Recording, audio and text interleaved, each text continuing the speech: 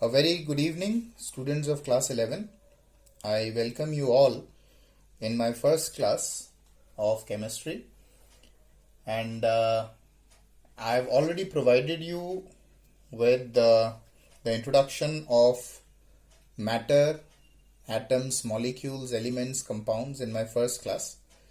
And today, in this video of mine, I'm going to discuss about laws of chemical combination. By studying the results of quantitative measurements of many reactions, it was observed that whenever substances react, they do so according to certain laws.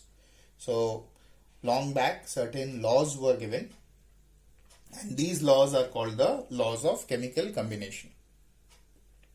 These laws form the basis of the Dalton's atomic theory that we'll be discussing in the next class. But at present, I'll be talking about the different laws which were given by various scientists, one after another, to understand the basics of the chemistry. So, to start with, I'll first talk about law of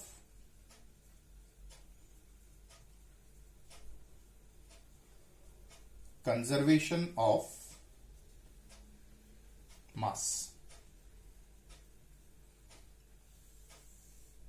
Law of conservation of mass. So, what is this law all about? Let me tell you, whenever we talk about any law, it is very important for us to understand that the laws should always be given the way it is. You cannot mold the definition, because generally it is a statement given by a scientist which is well established. And that is why we are going to understand the law with the statement. This law states that during any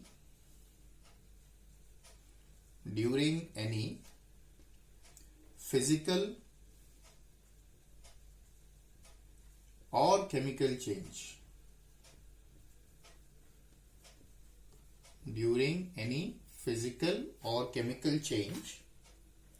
the total mass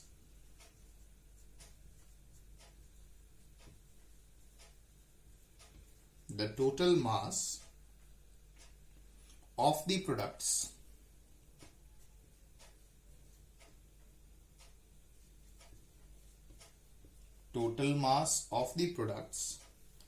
remains equal to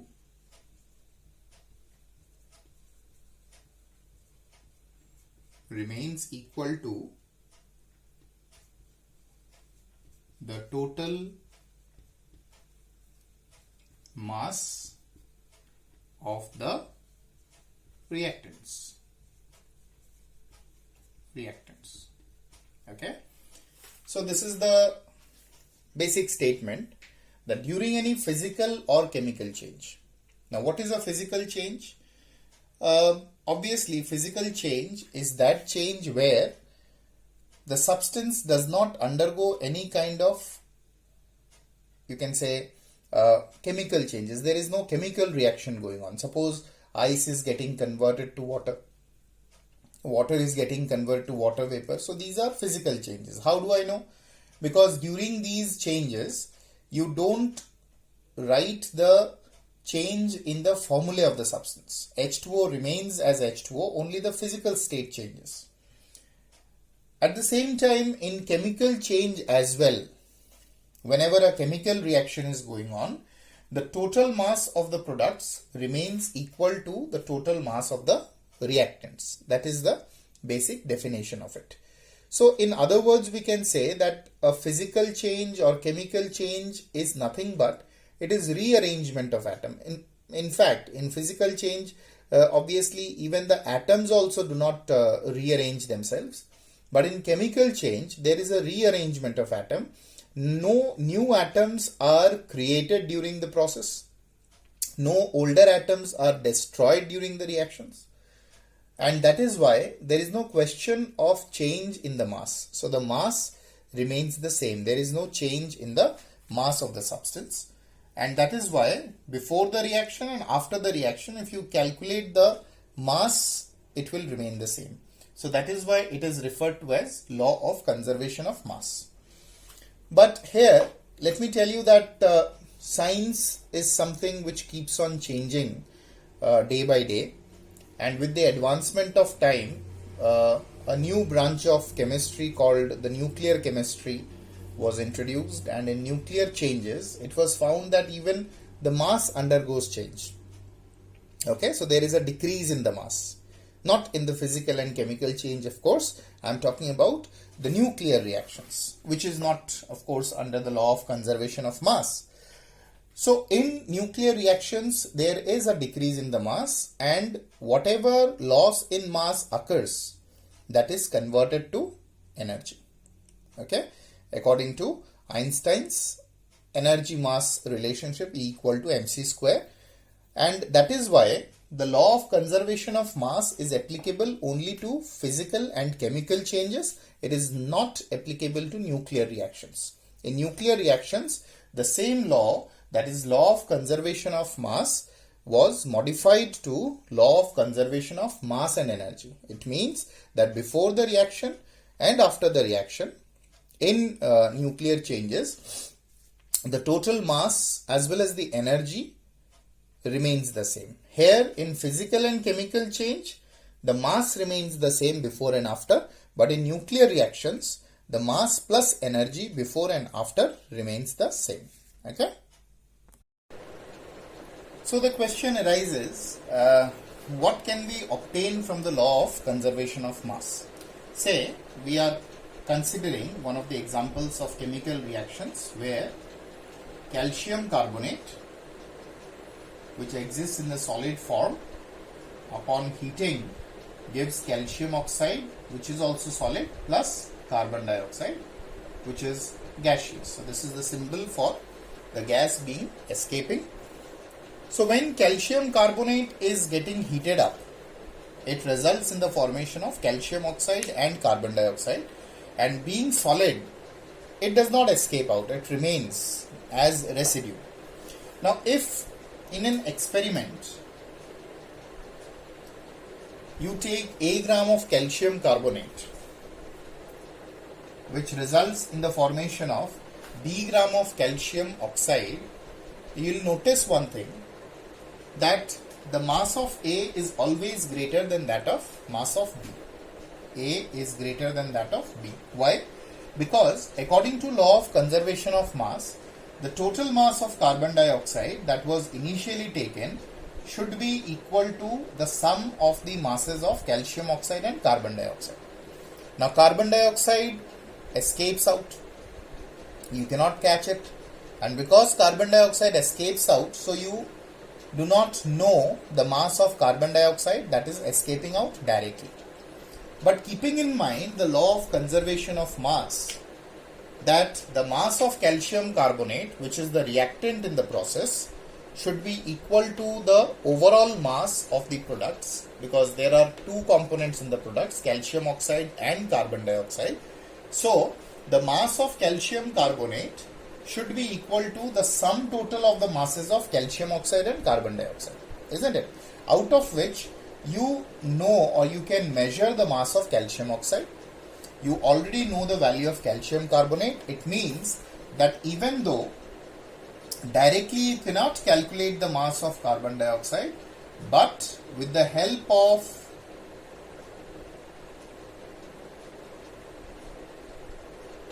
calcium carbonate and calcium oxide, you can calculate the mass. The mass of carbon dioxide will be equal to the mass of calcium carbonate minus mass of calcium oxide.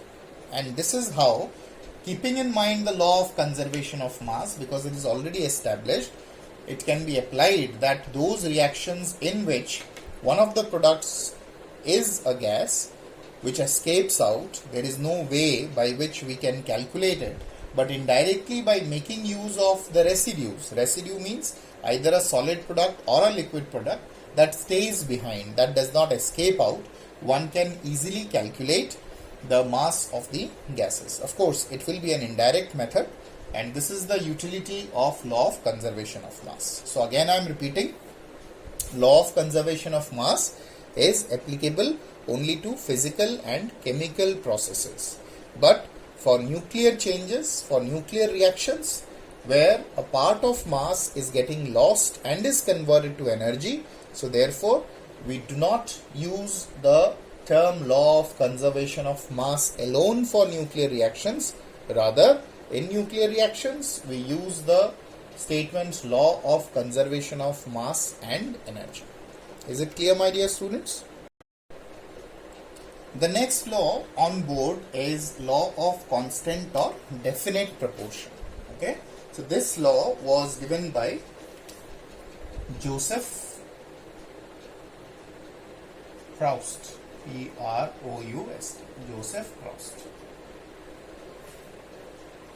So what is this law of constant or definite proportion all about? Let me write the statement first. Statements are important for laws. A chemical compound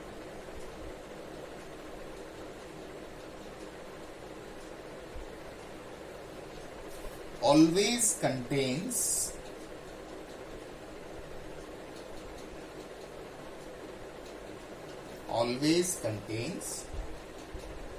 same elements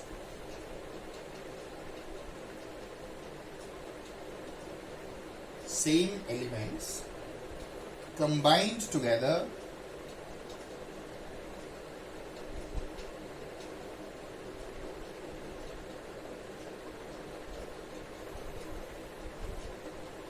in same proportion by mass. Okay. So this is the complete statement. This is the name of the person who is responsible for giving this law. So what this law says, let us try to understand it once again. A chemical compound always contains same elements combined together in same proportion by mass. So my dear students, when we come across such kind of statements, it might not be clear that what exactly it says until unless we go into the examples. So I'll explain it with the help of example. I hope you have come across this particular statement. Again, I am repeating, a chemical compound always contains same elements combined together in same proportion by mass. So now let us talk about this law with the help of example. Okay. Suppose one is interested in preparing carbon dioxide. There are various ways by which carbon dioxide can be prepared. You can burn carbon, it gives you carbon dioxide. You can heat calcium carbonate, you get carbon dioxide. This is heating, this is burning. For burning, oxygen is mandated. For heating, oxygen may not be present. Okay. So burning, the carbon gives you carbon dioxide. Heating, the calcium carbonate also gives you carbon dioxide. Let us consider some other example. Suppose let us talk about some other method by which CO2 can be prepared. You can also take calcium carbonate plus hydrochloric acid. So it will provide you calcium chloride plus carbon dioxide plus water. Okay. So in all these processes, the carbon dioxide prepared is common. In all these processes, CO2 is being produced. Okay. No matter, listen carefully, no matter whatever be the method applied, no matter whatever may be the path applied, the CO2 produced in every case will have, this is CO2, okay, In all these cases, the CO2 produced will have the ratio of masses of carbon and oxygen with the value 12:32 or 3:8, which means that in every case the CO2 produced will always be the same. It does not matter what is the method that is applied. Okay, what matters is carbon dioxide is produced, and if you calculate the ratio of masses, carbon's atomic mass is how much? 12. Each oxygen atom has got the atomic mass of 16. So since there are 2 oxygen atoms in it, so it will be 32 units. So total of 32 units. So 12:32 is the ratio by mass that gets reduced to 3:8. So no matter whether CO2 is getting produced by this method, or CO2 is getting produced by this method, or CO2 is getting produced by this method, in every case the ratio of carbon is to oxygen by mass will always be 3:8.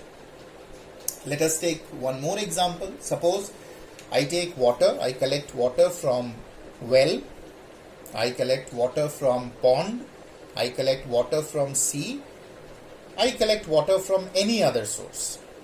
Okay. Now, I will distill off the water from every source so as to remove the impurity first. And thereafter, it is calculated that the ratio, this is water, H2O, the ratio by, if you look at the hydrogen is to oxygen, what is the atomic mass of hydrogen? It is 1. So because there are 2 hydrogens, it is 2. Oxygen is 16. So the ratio by mass of hydrogen and oxygen will always be 1:8, no matter from whatever source the water has been collected. So this is what is called law of constant or definite proportion, according to which once a compound is produced by whatever means, the ratio by mass of its constituent elements will always remain same. One might think that because these are the different ways by which they have been prepared, so will there be any difference in their constituent proportions, the ratio of the masses? No, not at all. In every case, it will always be same, no matter whatever be the source from which they have been collected, no matter whatever be the method that has been applied to prepare it. So this is law of constant or definite proportion.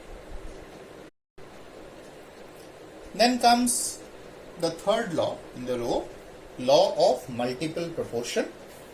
And again, the person who is responsible for giving this law is John Dalton. John Dalton, a very famous scientist. Okay, John Dalton. So, as usual, let us try to go through the statement. When two elements combine with each other,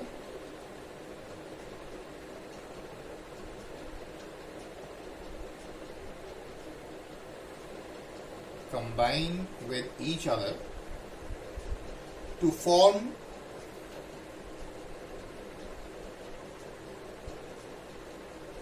two or more compounds,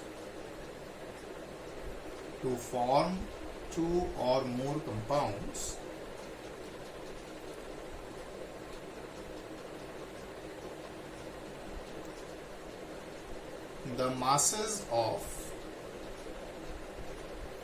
one of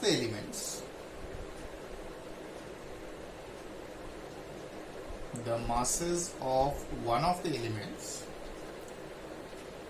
which combine with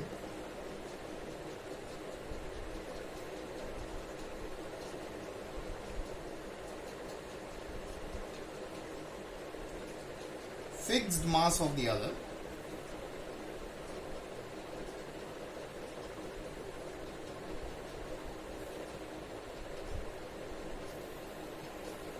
compare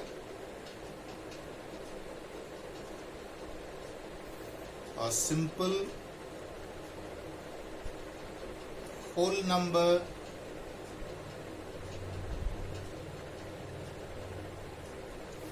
ratio to one another.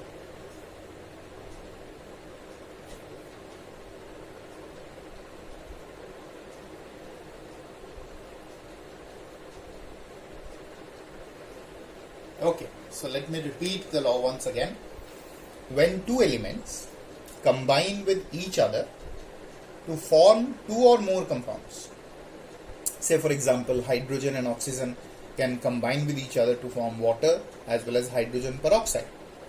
Carbon and oxygen combine with each other to form carbon dioxide, CO2, as well as carbon monoxide, CO. So that way, when two elements combine with each other to form more than one compound, that means two or more compounds, the masses of one of the elements, if you fix the mass of any one of them, which combine with fixed mass of the other, that is what I stated, bear a simple whole number ratio to one another. Now, as I said, my dear students, if you go through the statements, the things might not be so clear to you that what this law is all about, until unless we try to understand the law with the help of simple examples.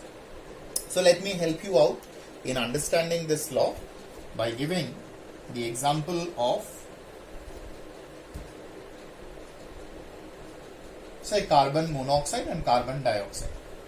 Okay, I'll give more examples so that you can understand. Carbon and oxygen can combine to give, or better I write it here, carbon and oxygen can combine with each other to give carbon dioxide and carbon monoxide. Fine. What is the ratio by mass of carbon is to oxygen? Carbon atomic mass 12, oxygen 16 each, so it is 32. In carbon monoxide, what is the ratio of carbon is to oxygen? It is 12 is to 16. Now the law says, just let me fix one of the elements whose mass is same. Okay, the fixed mass is for carbon here. The one which is not fixed is oxygen. I'll take the ratio of oxygen in the two compounds. The ratio of oxygen in the two compounds is how much? 32 is to 60. That gets reduced to a simple whole number ratio. 2 is to 1. Fine. So now let us try to understand the same law with the help of this particular example. When two elements combine with each other to form more than one type of compound, then one of the elements that combines with fixed mass of the other. Who is that element which is combining with fixed mass of the other? Oxygen is the element that is combining with fixed mass of carbon in the two compounds. They bear a simple whole number ratio in the compounds. So that comes out to be 2 is to 1. What is a simple whole number ratio? Simple values. 1, 2, 3, 4, 5. These are simple whole number values. So in the ratio, these values will come out. Let me provide you one more example with more number of compounds in it. Say nitrogen and oxygen. Nitrogen and oxygen are found to form various compounds. It can form NO, nitric oxide. It can form nitrogen dioxide. It can form nitrous oxide. It can form N2O3. It can form nitrogen pentoxide, N2O5. Fine. Okay. So nitrogen and oxygen are combining in more than one place. In fact, there are so many oxides. So let us do one thing. Let us calculate the ratio by mass of nitrogen is to oxygen in the various examples. Okay. In NO, what is the ratio? Nitrogen's atomic mass is 14 is to 60. 14 is to 32. 28 is to 16. 28 is to 48. 28 is to 8. 16 5s are 8. Okay. So I have to fix one of them.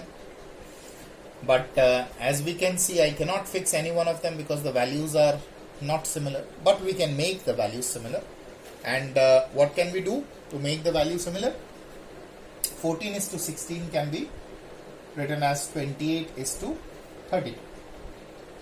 Can we do that? Of course, yes. My main aim is to make the value of nitrogen fixed.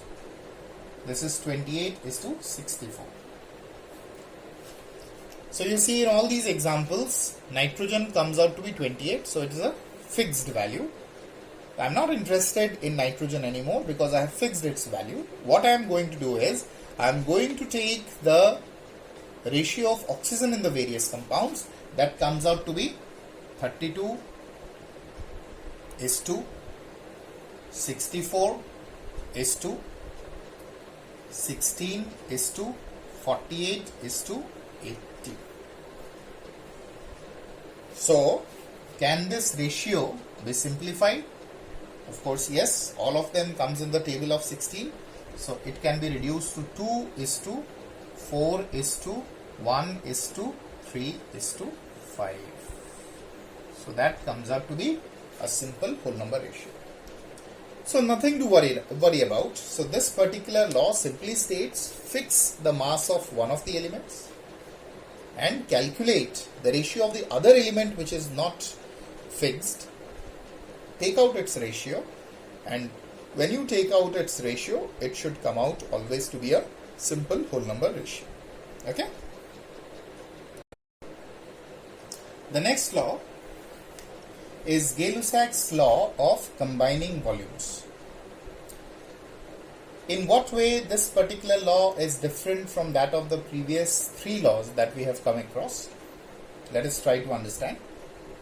The previous three laws, starting from law of conservation of mass, law of definite proportion, and law of multiple proportion, were associated with what? Masses, mass of the substance.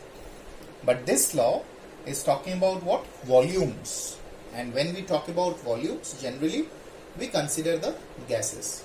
So as usual, let me write the statement given by Gay-Lussac, and again with the help of examples we'll try to understand. When gases react with each other,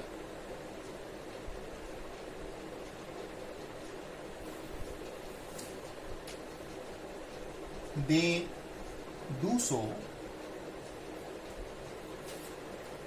in volumes.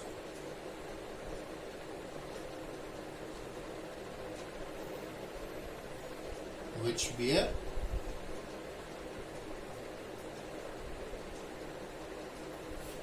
simple whole number ratio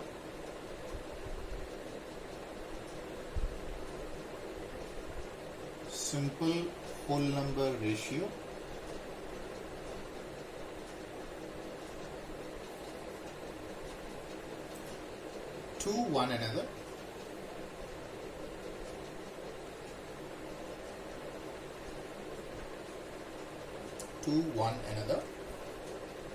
and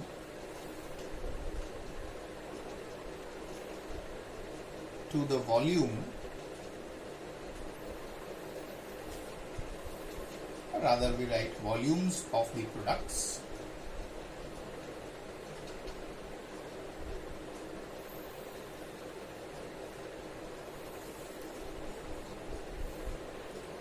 if they are also gaseous, provided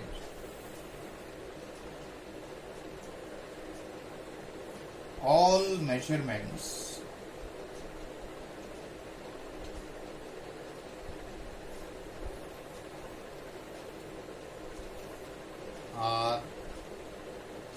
done under similar conditions of temperature and pressure. Stop. So I need not tell you who is the scientist who is responsible for giving this law.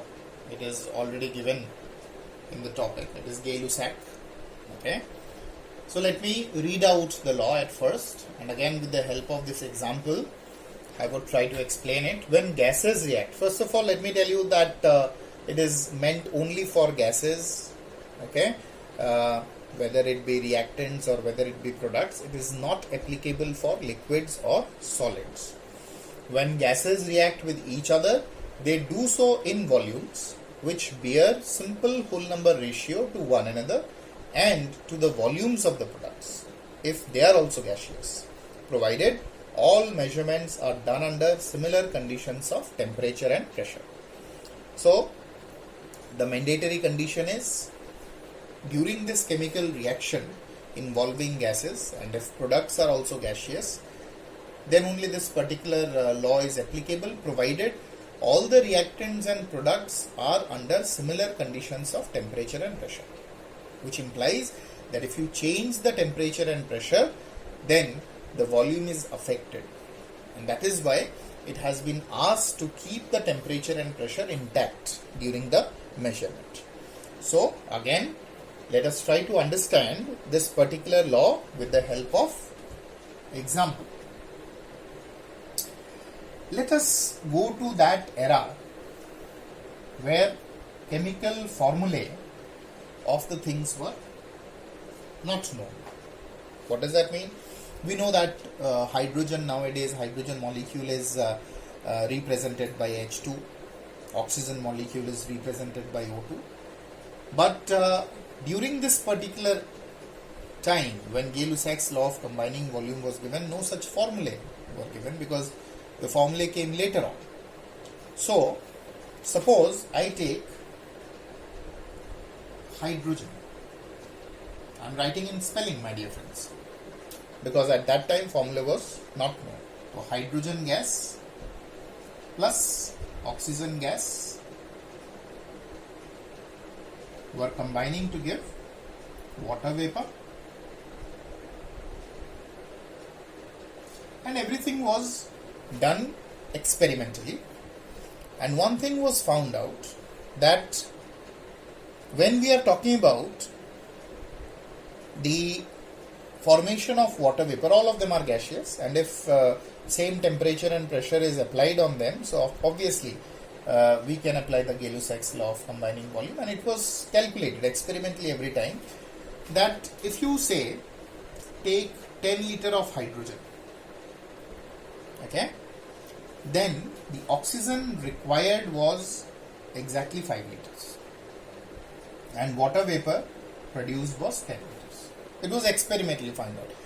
You cannot simply look at the spellings and make out that how can it be 10, 5 and 10. But what I am saying is, it was experimentally found out that if you take 10 liter of hydrogen gas, then exactly it will react with 5 liters of oxygen gas. Not more than that, not less than that. Exactly 5 liters of oxygen. And during the reaction of 10 liter of hydrogen and 5 liter of oxygen, exactly 10 liter of water vapor was produced. If you change this value, if you make it say 20 liter, then accordingly this was found to be 10 liter and this was again found to be 20 liters. Individual values may change, my dear friends, but what will not change is the ratio of their volumes. And what is the ratio? 10:5:10. That means 2:1:2. So this ratio by volume will remain fixed. No matter whatever value you take, the individual values will accordingly change. But what will not change is the ratio of the volume provided the temperature and pressure is maintained to be same for all of them. Now interestingly, I need not memorize these values because we are very lucky that we have now the formulae available. So, what is the chemical reaction between hydrogen and oxygen? We can represent as H2 gas plus O2 gas to give H2O gas. And if you balance it, it comes out to be 2 and 2. Now, without knowing the experiment results, you can simply say that the ratio of the volumes with which the reactants are reacting and the product that is formed will be same as that of their stoichiometric coefficients. What is stoichiometric coefficient? The values which are written in front of the formula. If nothing is there, I consider it to be 1. So it is 2:1:2. So even if we are not familiar with what happened during the experimentation, but still we can say that the ratio of hydrogen is to oxygen is to water vapor will be 2:1:2. Let us take one more example. Suppose hydrogen gas combines with chlorine gas to form hydrochloride gas. So if you balance it, it will be 2. So when someone asks us that what if I give 10 liter of hydrogen? So exactly how much of chlorine will be required to react with 10 liter? What is the ratio of hydrogen is to chlorine? 1:1. So if this is 10 liter, exactly it will be reacting with 10 liters of chlorine, isn't it? And how much of HCl will be produced? The ratio is 1:1:2. So it is double to that of whatever chlorine and hydrogen is getting used up. So if you take this to be 10 liter, it will exactly react with 10 liter of it. And the production of hydrochloride gas will be 20 liters. Fine. If I take this to be 5 liter and I take exactly this to be 5 liters, so obviously it has to be 1:1 ratio. Now, if someone asks me, what if I provide 5 liter of hydrogen and 10 liter of chlorine? Will the whole of chlorine be utilized? Of course not. If the hydrogen taken is 5 liter, out of the 10 liter, only 5 liter of chlorine is allowed because that is the ratio of hydrogen is to chlorine. So out of 10 liter, only 5 liter will be utilized, rest 5 will be unutilized, unreacted. And how much of HCl will be produced? If this is utilized to be 5, if this is utilized to be 5, then the production of HCl has to be how much? 10 liters. Okay. Let me change the value now. Let us say this is provided to be 7 liters and this is provided to be 9 liters. Or say this one is 9 now and this one is 7. Okay. What is the ratio? 1:1. That means what? If this is 9, this is also required to be 9, but 9 is not present here. That means this is present in lesser amount. So the reaction will go according to chlorine. So 7 liter of chlorine will be completely utilized. Out of 9 liter, only 7 liter will be utilized. Rest 2 liter will be present in excess. And what will be the volume of HCl produced? It will be double to that of 7, that is 14 liters. So since the ratio has to be 1:1:2, so therefore out of 9, only 7 will be utilized, rest 2 liter will be left in excess. So that the ratio is 7:7:14 or 1:1:2. So this is the utility of Gay-Lussac's law of combining volume. The gases will always be combining according to this fixed ratio by volume, provided all the gases, whether they are reactants or products, are maintained at same temperature and pressure. I hope it is clear to you.